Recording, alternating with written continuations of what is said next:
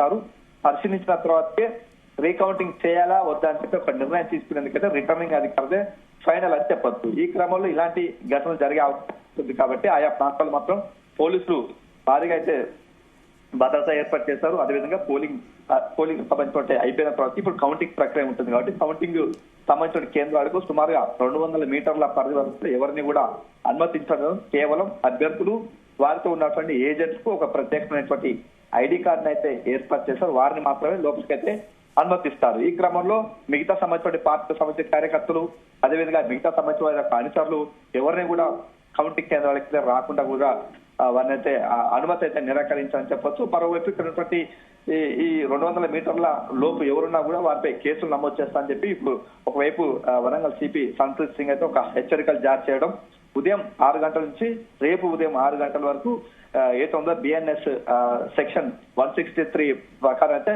Section అయితే అమల్లో కాబట్టి ఎవరు కూడా గుంపులుగా రాకూడదు, ఎవరు కూడా ఆందోళనకరమైనటువంటి అంశాలు, అదేవిధంగా ర్యాలీలు అలాంటి చేయకూడదంటూ కూడా కొన్ని ఆంక్షలు ఇచ్చినటువంటి పరిస్థితి కనిపిస్తుంది. దీనికి సంబంధించి కౌంటింగ్ ప్రక్రియ నేపథ్యంలో కూడా ఒక్కొక్క రౌండ్ కు సంబంధించి 3 వాటినైతే కౌంటింగ్ జరుగుతుంది. సుమారుగా గంట నుంచి గంట సమయం పట్టే అవకాశం ఉంటుంది. ఈ క్రమంలో మొదటగా చిన్న ఉన్నటువంటి మున్సిపాలిటీలు ఇటు వర్ధనపేట, కేసముద్రం వీటికి సంబంధించిన ఫలితాలు మాత్రం త్వరగా వచ్చే అవకాశం ఉంటుంది. భూపాలపల్లి, మైపాదు ఈ పరకాలకు సంబంధించినటువంటి కౌంటింగ్ కాస్త లేట్ అయ్యే అవకాశం అయితే ఉందని చెప్పవచ్చు.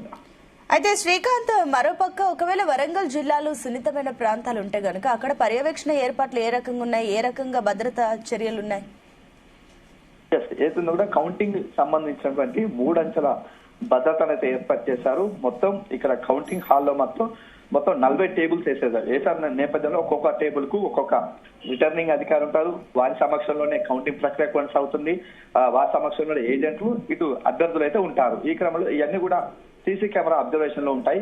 అదేవిధంగా ఇక్కడ సున్నితమైనటువంటి ప్రాంతాలు చూసుకుంటే మాత్రం ఇటు మైబాద్ కౌంటింగ్ కేంద్రం, అదేవిధంగా భూపాలపల్లి, ఇక్కడ ఉన్నటువంటి పరకాలతో పాటు ఇక్కడ ఉన్నటువంటి జనగమ ప్రాంతాల మీద కాస్త ఏదో అభ్యర్థుల మధ్య కాస్త ఇదివరకే గొడవలు జరిగాయి. ఎందుకంటే పోలింగ్ జరిగేటువంటి ప్రాంతంలో ఇటు కాంగ్రెస్ వర్సెస్ బీఆర్ఎస్, అదేవిధంగా బీజేపీ పార్టీకి సంబంధించిన నేతలు కూడా కాస్త ఆందోళన కార్యక్రమాలు చేపట్టారు. అదేవిధంగా ఇప్పుడు కౌంటింగ్ జరుగుతుంది కాబట్టి కౌంటింగ్ జరిగేటువంటి అంశాల్లో మాత్రం ఏమైనా కొద్దిపాటి డిఫరెన్స్ తోటి గెలిచిన అభ్యర్థులు ఉంటే మాత్రం అటువంటి వారు అభ్యర్థన చేసే అవకాశం ఉంటుంది, బయట ఆందోళన చేసే అవకాశం ఉంటుంది. కాబట్టి వారందరూ కూడా నిర్వహించేందుకైతే పోలీసులు నిమగ్నమయ్యారు. సుమారుగా పోలింగ్ కేంద్రాల వద్ద 3 అంచెల భద్రత ఉంటుంది. ఒకవైపు ఏతంలో కూడా కౌంటింగ్ హాల్ దగ్గర ఉండటం, అదేవిధంగా మెయిన్ గేట్ ఉంటా, అదేవిధంగా 200 మీటర్ల పైగా అంటే 3 అంచెల భద్రత నేపథ్యంలో ఇక్కడికి ఎవరిని అనుమతించకపోవడం, ఏదైనా ప్రత్యేకమైన గుర్తింపు సంబంధించిన వారు ఇచ్చిన ప్రత్యేకమైన ఐడి కార్డు ఉన్న వారిని మాత్రమే లోపలికి అనుమతించే అవకాశం ఉంటుంది. ఇవన్నీ కూడా కొన్ని సెన్సిటివ్ సంబంధించిన ప్రాంతాల్లో మాత్రం కౌంటింగ్ జరుగుతుంది కాబట్టి వారందరినీ దృష్టిలో పెట్టుకున్న పోలీసు అధికారులు అన్ని ఏర్పాట్లు చేస్తున్నటువంటి పరిస్థితి కనిపిస్తుంది. అయితే శ్రీకాంత్, ఒక నిబంధనలు ఉల్లంఘించిన వారిపైన ఎలాంటి యాక్షన్స్ ఉంటాయి? ఖచ్చితంగా ఉంటుందని చెప్పారు. ఎందుకంటే ఎన్నికల నియమాల్ని ఎవరు కూడా ఉల్లంఘించిన క్రమంలో వారికి కూడా ఎన్నికల నియమాల ప్రవర్తన కింద కూడా కేసులు అయితే నమోదని చెప్పవచ్చు. ఎందుకంటే గతంలో పోలింగ్ కేంద్రాల వద్ద కూడా కొంతమంది కేవలం పోలింగ్ కేంద్రాలు దూసుకురావడం, అదేవిధంగా అక్కడ ఉన్నటువంటి అందులో ప్రచారాలు నిర్వహించడం, అదేవిధంగా అక్కడ ఉన్నటువంటి విధుల్లో ఉన్నటువంటి అధికారులతో దోషిగా ప్రవర్తించడం, అలాంటి ఘటనల నేపథ్యంలో పోలీసు వారిపై కూడా కేసులు అయితే నమోదవుతాయి. కానీ ఇక్కడ కౌంటింగ్ సంబంధించిన నేపథ్యంలో కూడా ఏదైనా ర్యాలీలు నిర్వహించిన అనుమతి లేకుండా, లేకపోతే అక్కడ ఉన్నటువంటి పోలింగ్ కేంద్రాల్లో ఏతున్నా కూడా ఏదైనా ఇంకు సంబంధించినటువంటి అంశాలు అయితే మిగతా సంబంధించిన రిటర్నింగ్ అధికారిపై దురుసుగా ప్రవర్తించడం, ఇతరులతో ఏమైనా దాడులో పాల్పడితే మొత్తం వారిపై కూడా ఎన్నికల సంఘం సంబంధించిన కొన్ని ప్రవర్తన నియమాలు ఉంటుంది. దానికి అనుకూలంగా అయితే కూడా కేసులు నమోదే అవకాశం అయితే స్పష్టంగా ఉందని చెప్పవచ్చు. శ్రీకాంత్, వరంగల్ లో పార్టీల పరంగా చూసుకున్నట్లయితే అక్కడ వారి సిచ్యువేషన్ ఏ రకంగా ఉంది, ఎవరికి ఎక్కువగా పోటీ కనిపిస్తుంది అనుకోవచ్చు? ఎగ్జిట్ పోల్స్ తర్వాత ఏంటి సిచ్యువేషన్ అక్కడ? ప్రస్తుతం మాత్రం నిన్నటి వరకు కూడా అభ్యర్థులు, పార్టీలకు సంబంధించిన నేతలు కూడా తర్జన భర్జనగా ఒక ఉత్కంఠగా ఎదురు చూస్తున్నటువంటి తరుణం మరికొద్దిసేపట్లో వస్తుంది. కాబట్టి ఇందులో ఉన్నటువంటి ప్రధాన పార్టీలు కాంగ్రెస్ పార్టీ, బీఆర్ఎస్ తో పాటు బీజేపీ పార్టీలు వీరంతా కూడా ఎవరికి వారు ఉన్నటువంటి సర్వేలు నిర్వహించుకున్నారు. కొన్ని నియోజకవర్గాల్లో తమదే పై చేయి అంటూ కూడా ఒకరిపై ఒకరైతే రిజల్ట్ ను సోషల్ మీడియాలో కూడా పెడుతున్నటువంటి పరిస్థితి కనిపిస్తుంది. కాబట్టి ఇవన్నీ కూడా మరికొద్ది సేపట్లో తేటతెల్లం కానున్నాయి. ఎవరి అంచనాలు తారుమారవుతాయి, ఎవరు గెలుస్తారు, ఎవరు ఓడిపోతారు అనేది కాస్త వేచి చూడాల్సిన అవసరం ఉంది. దీనికి సంబంధించి అధికార పార్టీ మాత్రం ఖచ్చితంగా తామే గెలుస్తామంటే ఒక ధీమాను వ్యక్తం చేస్తున్నటువంటి తరుణంలో బీఆర్ఎస్ పార్టీ మాత్రం గతంలో గెలిచినటువంటి రిజల్ట్ ను మళ్ళీ రిపీట్ చేస్తున్నట్టు కూడా బీఆర్ఎస్ తన ధీమాను అయితే వ్యక్తం చేస్తున్నారు. కొన్ని ప్రాంతాల్లో మాత్రం బీజేపీ పార్టీకి పట్టునట్టు ప్రాంతాల్లో తమ ఉనికిని కోల్పోకూడదు, తన ఉనికిని కాపాడుకునేందుకు కూడా వారు కూడా తీవ్ర ప్రయత్నాలు చేశారు. తమ కూడా ఒక గెలుస్తామని చెప్పి ఎవరి ధీమాలో వారు ఉన్నటువంటి పరిస్థితి కనిపిస్తుంది. ఇవన్నీ కూడా తేలాంటి కూడా మధ్యాహ్నం వరకు అయితే వేచి చూడాల్సిన అవసరం ఉంది. కొన్ని ప్రాంతాల్లో మాత్రం సుమారుగా 10 గంటల వరకే కూడా ఫలితాలు వచ్చే అవకాశం ఉంటుంది. కాబట్టి ఎవరి అంచనాకు ఎలా ఉంటుందో కూడా మనం వేచి చూడాల్సిన అవసరం ఉంది. ఓకే, ఓట్ల లెక్కింపు విషయంలో ఏమైనా సమస్య వస్తే గనక బ్యాకప్ ప్లాన్స్ ఏమైనా తీసుకున్నారా అధికారులు? ఎస్, అంటే ఓటింగ్ సంబంధించినట్టు ఎలాంటి సమస్యలు రాకుండా ముందస్తుగానే అన్ని ఏర్పాట్లు చేసిన పరిస్థితి. ఎందుకంటే అదంతా కూడా గత అనుభవంలో ఉన్నటువంటి అధికారులు ఉండటం ఏతుందో వారు కౌంటింగ్ సంబంధించినటువంటి బాక్స్ ను కూడా అభ్యర్థులు అదేవిధంగా ఏజెంట్ల సమక్షంలోనే సీల్ అయితే ఓపెన్ చేస్తారు. చేసిన తర్వాత అక్కడటువంటి ఒక బాక్స్ నుంచి కూడా అవన్నీ కూడా వేరు చేస్తారు. చేసేటువంటి క్రమంలో పూర్తిగా సీసీ కెమెరాల నిఘా ఉంటుంది. అభ్యర్థులు ఏజెంట్లు ఉన్న క్రమంలో అవన్నీ కూడా గుర్తులు చూపించిన తర్వాత ఒక్కొక్క బాక్సులు అయితే వేస్తూ ఉంటారు. ఈ క్రమంలో వేసిన తర్వాత అవన్నీ కూడా కట్టలు కడతారు. ఒక్కొక్క కట్ట 50 చొప్పున కూడా ఓట్లను కట్టిన తర్వాత అవన్నీ కూడా కౌంటింగ్ ప్రక్రియ అయితే కొనసాగుతుంది. దీనికి సంబంధించినటువంటి అన్ని కూడా పూర్తిగా అందరి సమక్షంలోనే కొనసాగుతుందని చెప్పేసి ఇక్కడ మిగతా సంబంధించినటువంటి ఎవరు కూడా అనుమతించారు, వీరి సమక్షంలో కొనసాగుతుంది కాబట్టి ఎలాంటి ఇబ్బందులు తలెత్తకుండా అన్ని ఏర్పాట్లు చేయడం. మరోవైపు ముందుగా అయితే కూడా ఇప్పుడు 8 గంటల ప్రాంతంలో పోస్టల్ బ్యాలెట్ సంబంధించినటువంటి ఓట్ల లెక్కింపు అయితే ప్రారంభం అవుతుంది. దీనికి సంబంధించినటువంటి ఇవన్నీ పోస్టల్ బ్యాలెట్ లెక్క పెట్టిన ఆ తర్వాతకి మిగతా సంబంధించినటువంటి ఓట్లను లెక్క పెట్టే అవకాశం ఉంటుంది. ఆ తర్వాతకి సుమారుగా ఒక్కొక్క రౌండ్ కూడా తర్వాత అయితే కూడా వెంటనే కూడా ఫలితాలను విడుదల చేస్తారు అధికారులు.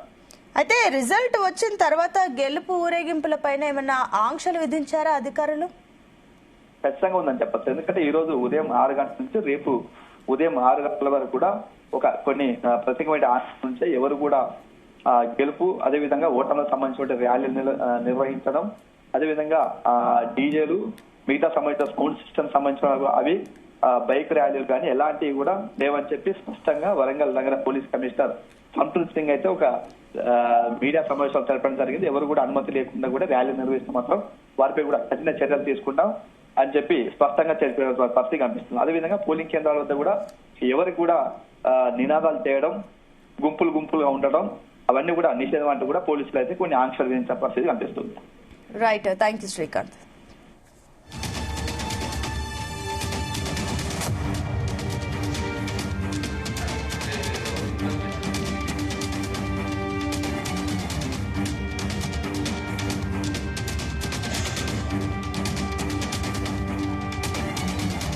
దక్కుతుంది కాబట్టి 6 వార్డులు వచ్చినా కూడా కాంగ్రెస్ పార్టీకి 5 వార్డులు వచ్చినా కూడా ఎక్స్ అఫీషియల్ ఓట్లతోటి చైర్మన్ పీఠం దక్కించుకునే అవకాశం ఉంది. కాబట్టి 6 కంటే ఎక్కువ బీఆర్ఎస్ పార్టీకి వస్తాయనే అంచనాతోటి వీరందరినీ కూడా బీఆర్ఎస్ పార్టీకి సంబంధించిన అభ్యర్థులను ఇప్పటికే క్యాంపుకు తరలించడం జరిగింది. మరోవైపు సూర్యాపేట జిల్లాకు సంబంధించి అయితే 45 మందిని మాజీ ఎమ్మెల్యే, మాజీ మంత్రి, ప్రస్తుత ఎమ్మెల్యే సూర్యాపేట ఎమ్మెల్యే జగదీశ్వర్ రెడ్డి నేతృత్వంలో వారందరినీ కూడా క్యాంపుకు తరలించినట్టుగా కూడా తెలిసింది. మొత్తానికి మున్సిపల్ ఎన్నికలకు సంబంధించి ఎప్పుడైనా కూడా ఫలితాలు వచ్చిన తర్వాత క్యాంపు రాజకీయాలు జరిగేవి. గతంలో ఏ మున్సిపాలిటీ ఎలక్షన్లు అయినా కూడా ఇదే విధంగా జరిగేవి. కానీ ఈసారి మాత్రం కౌంటింగ్ ప్రక్రియ మొదలు కాకముందే క్యాంపు రాజకీయాలకు తెరలేపడం, ముఖ్యంగా బీఆర్ఎస్ పార్టీకి సంబంధించినటువంటి పార్టీ అధిష్టానం నుంచి ఆదేశాలు వచ్చాయనే నేపథ్యంతో మాజీ ఎమ్మెల్యేలంతా కూడా తమ బీఆర్ఎస్ పార్టీ నుంచి పోటీ చేసినటువంటి కౌన్సిలర్ అభ్యర్థులు కావచ్చు, కార్పొరేటర్ అభ్యర్థులు కావచ్చు, వారందరినీ కూడా ఇప్పటికే తరలించడం తోటి కొంత రాజకీయంగా మాత్రం తీవ్ర చర్చకు దారితీసిందని చెప్పవచ్చు. కౌంటింగ్ ప్రక్రియ మరికొద్ది సేపట్లో ప్రారంభం కానున్న నేపథ్యంలో మధ్యాహ్నం లోపు ఒక స్పష్టత, కౌంటింగ్ ఫలితాలకు సంబంధించి స్పష్టత వచ్చే అవకాశం ఉన్న నేపథ్యంలో వారి క్యాంపు రాజకీయాల విషయం పైన మాత్రం రాష్ట్ర వ్యాప్తంగా కూడా కొంత చర్చకు దారితీసిందని మాత్రం చెప్పవచ్చు సునీత. అయితే జానయ్య, ఇప్పుడు ఈ విషయ క్యాంప్ రాజకీయాల్లో ఇండిపెండెంట్ల పాత్ర ఎంత కీలకం కాబోతుంది? సునీత, ఎక్కడైనా కూడా ఏ మున్సిపాలిటీలోనైనా కూడా 1/3 మెజార్టీ ఉంటేనే చైర్మన్ పీఠం గానీ ఇటు మేయర్ పీఠం గానీ దక్కే అవకాశం ఉంటుంది. ఒకవేళ 1/3 కంటే తక్కువ సీట్లు, ఎగ్జాంపుల్ గా ఇప్పుడు సూర్యాపేట 48 డివిజన్లు, 48 వార్డులు ఉన్నాయి మున్సిపాలిటీలో. అయితే 48 వార్డులకు సంబంధించి 25 వార్డులలో గెలుపొందితేనే చైర్మన్ పీఠం దక్కే అవకాశం ఉంటుంది. ఒకవేళ బీఆర్ఎస్ పార్టీకి సంబంధించి 24 వచ్చినా కూడా, కాంగ్రెస్ పార్టీకి 24 వచ్చినా కూడా కాంగ్రెస్ పార్టీకి సంబంధించినటువంటి ఎమ్మెల్యేలు కావచ్చు, ఎమ్మెల్సీలు ఎవరైతే గవర్నర్ కోట కావచ్చు, ఎమ్మెల్యే కోటకు సంబంధించినటువంటి ఎమ్మెల్సీలను ఎక్స్ ఆఫీషియో ఓట్ల ద్వారా వాళ్ళకు కూడా ఓటు హక్కు వినియోగించుకునే అవకాశం ఉంటుంది. కాబట్టి అక్కడ ఎక్స్ ఆఫీషియో ఓట్లతోటి చైర్మన్ ను ఎన్నుకునే అవకాశం ఉంటుంది. అయితే ఇక్కడ ఇదే 25 కంటే తక్కువగా ఇటు బీఆర్ఎస్ పార్టీ కానీ ఇటు కాంగ్రెస్ పార్టీ కానీ 23 కౌన్సిలర్ సీట్లు గెలిచిన తర్వాత 3 ఇండిపెండెంట్ అభ్యర్థులు గెలిచారనుకోండి, అక్కడ ఆ 3 అభ్యర్థులను కూడా తమకు అనుకూలంగా మార్చుకోవడం, తమకు మద్దతు తెలపాలని చెప్పి తీసుకోవడం కూడా జరుగుతుంది. కాబట్టి అట్లాంటి క్రమంలో మాత్రం ఇండిపెండెంట్ల అభ్యర్థుల వాల్యూ మాత్రం భారీగా ఉంటుంది. కాబట్టి వారిని కూడా ఇప్పటికే కొన్ని చోట్ల ఇండిపెండెంట్ అభ్యర్థులు గెలుపొందుతారనే ప్రచారం సాగడం, ఓటర్లు కూడా వారికి కొంత అవకాశం ఇచ్చే విధంగా కూడా వ్యవహరించిన తీరుతోటి ఎక్కడైతే ఇండిపెండెంట్లు గెలిచే అవకాశం ఉందో వారందరినీ కూడా ఇప్పటికే చర్చించడం, ఇటు బీఆర్ఎస్ పార్టీకి సంబంధించిన వాళ్ళు కానీ అటు కాంగ్రెస్ పార్టీకి సంబంధించినటువంటి వారు నాయకులు కూడా ఇప్పటికే కొన్ని చోట్ల ఇండిపెండెంట్ గా గెలిచే అభ్యర్థులతోటి చర్చలు సాగించినట్టుగా కూడా తెలుస్తుంది. మరోవైపు రెబల్ అభ్యర్థులుగా అదే కాంగ్రెస్ పార్టీ నుంచి టికెట్ ఆశించినటువంటి రెబల్ అభ్యర్థులు కూడా బరిలో ఉన్ని కొన్ని చోట్ల గెలిచే అవకాశం ఉంది. కాబట్టి వారిని కూడా తమకు అనుకూలంగా వ్యవహరించేందుకు కూడా ఇప్పటికే మాట్లాడినట్టుగా కూడా తెలుస్తున్న నేపథ్యం కనబడుతుంది. కాబట్టి ఎక్కడైతే 1/3 కంటే తక్కువ సీట్లు వచ్చిన చోట మాత్రం ఇండిపెండెంట్లకు మాత్రం భారీ డిమాండ్ ఉంటుంది. వారి వాల్యూ కూడా ఎక్కువగా ఉండడం తోటి కొంత ఇండిపెండెంట్ల గెలుపు కూడా ఆసక్తికరంగా మారే అవకాశం అయితే కనబడుతుంది. మొత్తానికి ఈ ఇండిపెండెంట్ల వ్యవహారం మాత్రం కొంత రాష్ట్ర వ్యాప్తంగా కూడా అన్ని మున్సిపాలిటీల్లో కావచ్చు, ఇటు నగరపాలక సంస్థలో కావచ్చు, ఈ రెబల్ కాంగ్రెస్ పార్టీ నుంచి రెబల్ అభ్యర్థులు ఎక్కువ శాతం బరిలో ఉన్నారు. వారందరూ కూడా కొన్ని చోట్ల గెలిచే అవకాశం ఉంది. టికెట్ ఆశించి లాస్ట్ మూమెంట్ లో బీఫామ్ ఇవ్వకపోవడం పట్ల వాళ్ళు కొంత వేరే ఇతర జాతీయ పార్టీలకు సంబంధించి గుర్తింపు ఉన్నటువంటి జాతీయ పార్టీల బీఫామ్ తోటి బరిలోకి దిగడం, వారు కూడా కొంతమంది గెలిచే అవకాశం ఉన్న నేపథ్యంలో సరిపడా మెజార్టీ చైర్మన్ పీఠం కానీ మేయర్ పీఠానికి సంబంధించి సరిపడా మెజార్టీ రాని పక్షంలో మాత్రం ఇండిపెండెంట్ల డిమాండ్ మాత్రం భారీగా ఉండే అవకాశం అయితే కనపడుతుంది సుమిత. అయితే జానయ్య, మరోపక్క అటు నల్గొండలో కూడా క్యాంప్ రాజకీయాలు ఎక్కువగా జరుగుతున్నట్లు సమాచారం అందుతుంది. ఈ వార్తలు ఎంత మేర వాస్తవం ఉంది?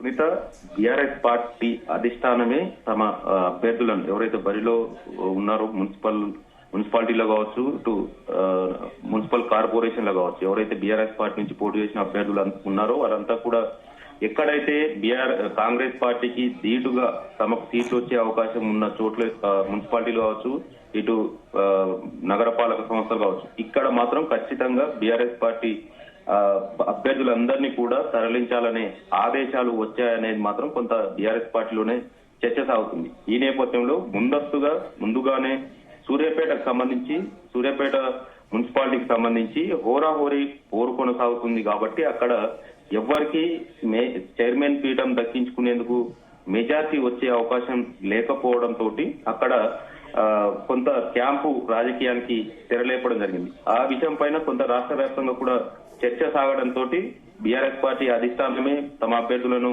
క్యాంపుకు తరలించాలని ఆదేశాలు జారీ చేయడం, అక్కడి నుంచి ఎక్కడైతే కాంగ్రెస్ పార్టీకి ధీటుగా సమానంగా వచ్చే అవకాశం కావచ్చు, కొంత కాంగ్రెస్ పార్టీ కంటే 1-2 సీట్లు ఎక్కువ వచ్చే అవకాశం ఉన్న చోట ఆ అభ్యర్థులందరినీ కూడా క్యాంపుకు తరలించాలనేది ఆదేశాలు రావడంతో సూర్యాపేట, చండూరు, భువనగిరి, మిర్యాలగూడ, తిరుమలగిరి, మోత్కూర్ ఈ మున్సిపాలిటీలకు సంబంధించి మాత్రం ఇప్పటికే నిన్న ఉదయం నుంచే క్యాంపుకు తరలించడం జరిగింది. ఆ క్యాంపుకు ఇక్కడి నుంచి తరలించినటువంటి వారందరినీ కూడా హైదరాబాద్ శివార్లో రహస్య ప్రాంతాల్లో ఉంచినట్టుగా కూడా తెలుస్తుంది. ఇక్కడ ఎవరైతే బరిలో ఉన్నారో వారిని మాత్రమే క్యాంపుకు తరలించిన నేపథ్యం ఉంది కాబట్టి ప్రస్తుతం కౌంటింగ్ మొదలైంది కాబట్టి కౌంటింగ్ కు సంబంధించి అభ్యర్థులు కూడా కౌంటింగ్ హాల్లోకి వెళ్లాల్సి ఉన్నా కూడా కేవలం ఏజెంట్లను మాత్రమే తమ తరపున కౌంటింగ్ హాల్లోకి పంపించిన నేపథ్యంలో వారందరూ కూడా గెలుపొందారని తెలిసిన తర్వాత ఒకవేళ వస్తే సాయంత్రం మధ్యాహ్నం తర్వాత కౌంటింగ్ హాల్ కు నేరుగా వచ్చి అక్కడ గెలుపొందిన తర్వాత ధృవీకరణ పత్రాలు తీసుకోవడం కానీ లేదంటే తర్వాత కూడా తీసుకునే అవకాశం ఉందనేది కూడా అధికారులు చెప్తున్న సిచ్యువేషన్ లో ఏదైతే ధృవీకరణ పత్రం గెలుపొందిన తర్వాత ధృవీకరణ పత్రాలు తీసుకున్న తర్వాత ఈ నెల 16న అంటే ఇంకా 3 రోజుల సమయం ఉంది కాబట్టి ఆ 16న నేరుగా ఎక్కడైతే చైర్మన్ ఎన్నిక ఉంటుందో ఆయా మున్సిపాలిటీలకు సంబంధించి మున్సిపల్ కార్యాలయంలో కావచ్చు నగరపాలక సంస్థల్లో కావచ్చు ఆ కార్యాలయంలో 16న చైర్మన్ గాని మేయర్ ఎంపిక ఉంటుంది కాబట్టి నేరుగా అక్కడికే అభ్యర్థులను తీసుకొచ్చే అవకాశం ఉంటుంది కాబట్టి ఈ క్యాంపు రాజకీయాలకు సంబంధించి మాత్రం తమ అభ్యర్థులు చేజారిపోకుండా అవతల పార్టీ వారికి సపోర్ట్ చేయకుండా ఉండేందుకే బీఆర్ఎస్ పార్టీ మాత్రం ఈసారి ముందస్తుగానే క్యాంపు రాజకీయాలకు తెరలేపడం కూడా కొంత కాంగ్రెస్ పార్టీకి సంబంధించి కూడా కొంత వారి అభ్యర్థులు కూడా ఎక్కడైతే బీఆర్ఎస్ పార్టీ గెలుస్తుందో వారికి మద్దతు తెలుపుతారనే విషయం పైన కూడా కాంగ్రెస్ అభ్యర్థులను కూడా రాష్ట్ర వ్యాప్తంగా చాలా చోట్ల ఉత్తర తెలంగాణకు సంబంధించి ఆదిలాబాద్ కావచ్చు కరీంనగర్ కావచ్చు నిజామాబాద్ కావచ్చు ఈ జిల్లాలకు సంబంధించి ఇప్పటికే కాంగ్రెస్ పార్టీ అభ్యర్థులను కూడా క్యాంపుకు తరలించడం పట్ల కూడా కొంత ఆసక్తి నెలకొందని మాత్రం చెప్పవచ్చు Sunitha. Right Janaiah, thank you. So మొత్తం మీద అటు తెలంగాణ